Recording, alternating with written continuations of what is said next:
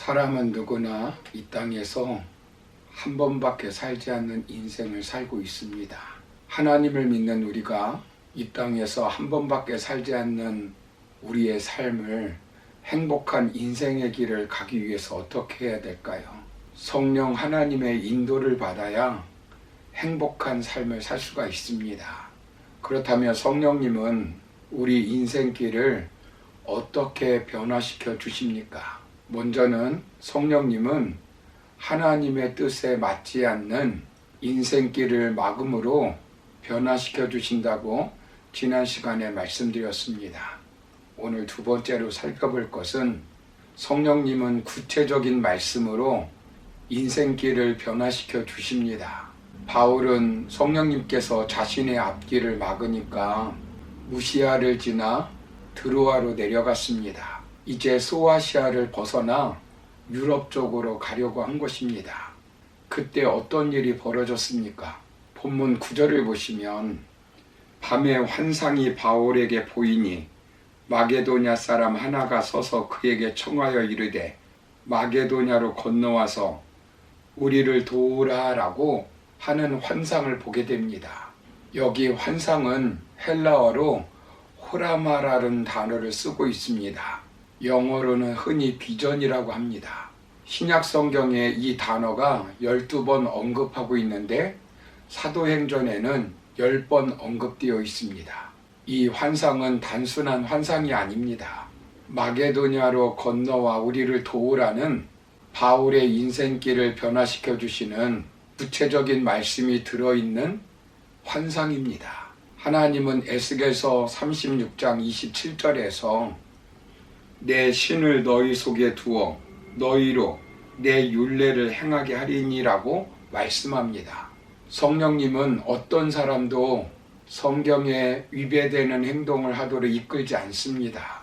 하나님이 하나님의 뜻을 보여주는 계시의 방법에는 자연 계시와 특별 계시가 있습니다. 자연 계시는 이성과 양심, 역사적 상황을 통해서 보여주시는 하나님의 뜻이라고 할 수 있습니다. 특별 계시는 하나님의 말씀을 통하여 구체적으로 보여주시는 하나님의 뜻입니다. 특별 계시는 하나님의 말씀이 기록되어 있는 성경, 말씀이 육신이 되어 오신 예수 그리스도, 꿈과 환상, 기적과 표적 등이 있습니다. 사도 바울은 하나님의 계시에 의해 인생길이 전적으로 바뀐 사람입니다. 사도 바울은 예수 그리스도의 교회를 박해한 사람이었습니다.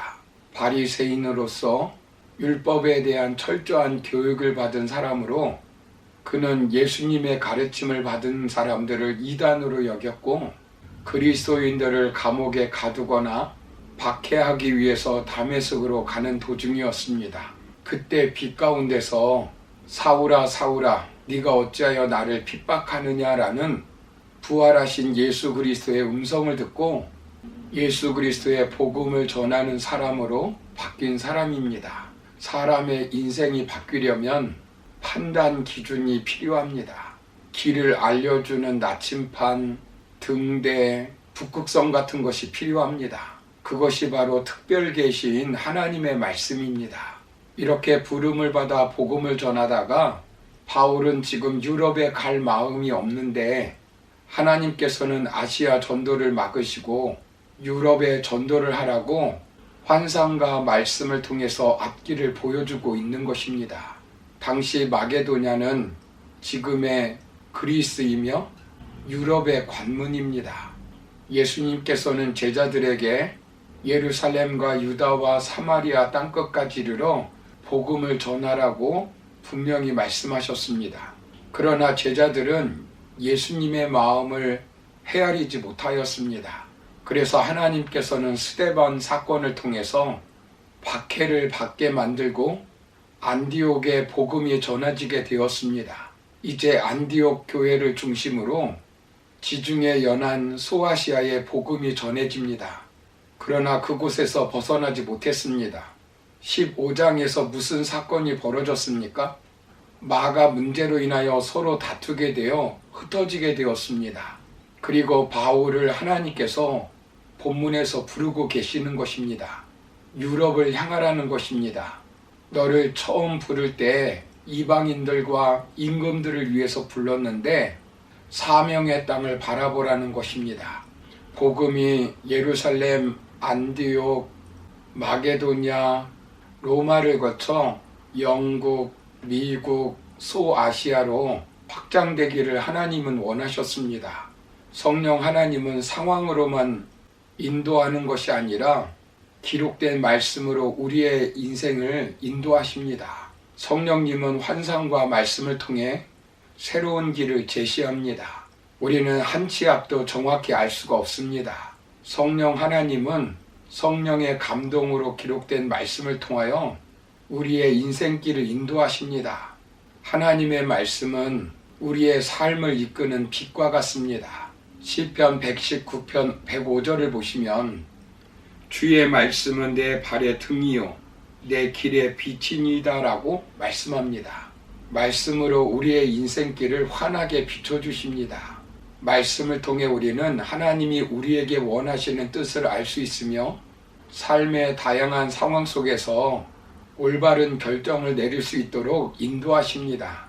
사도행전 10장 9절 이하를 보시면 베드로는 땅끝까지 이르러 복음의 증인이 되라는 말씀을 들었지만 이방인에게 가는 것을 기피하였습니다.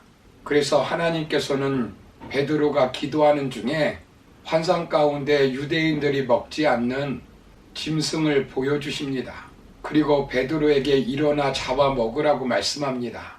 베드로는 속되고 깨끗하지 않아 그럴 수 없다고 말하였습니다. 그때 하나님께서는 깨끗하게 하신 것을 네가 속되다 하지 말라 이렇게 3번이나 말씀하셨습니다. 그리고 그의 인생길의 방향이 바뀌게 됩니다. 지옥의 땔감처럼 생각했던 원수 같은 로마 군인 고넬료에게 가서 복음을 전하고 그의 가족들에게 세례를 줍니다. 아나니아도 바울에게 접근하는 것을 싫어하였습니다.